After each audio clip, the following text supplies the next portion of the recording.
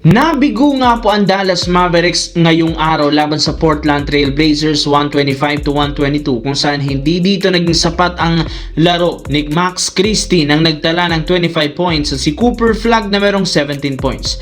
Dismayado na naman ang buong Dallas Mavericks ngayon lalo pat nasira na naman ang kanilang nakuhang momentum.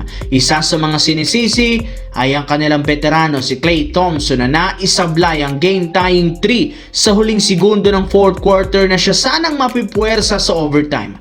Bukod dyan, nagkaroon nga ito ng sobrang lamyang shooting sa pagkakaroon ng 3 out of 10 shooting sa long range.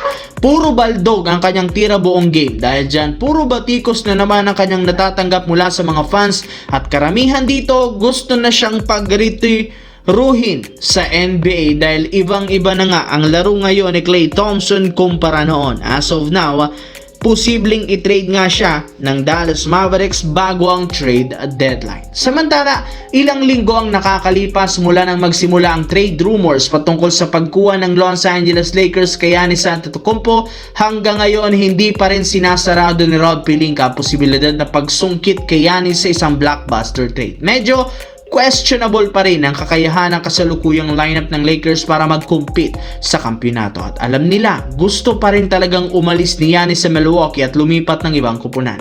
Sinabi rin naman ni Giannis na kapag minalas na naman ang Milwaukee, hindi na naman sila nag-compete sa titulo, gusto niya nang lumipat sa ibang team na merong malaking market katulad ng New York Knicks, Miami Heat at Los Angeles Lakers. Kaya ito ang mismong dahilan bakit hindi pa rin sumusuko ang front office ng Lakers sa pagkuha sa kanya. Willing ang team na i-offer sa Milwaukee ang kanilang mga key player basta't matuloy ang tandem ni Luka Doncic, LeBron James at Giannis Antetokounmpo sa Los Angeles Lakers sa mga susunod na taon.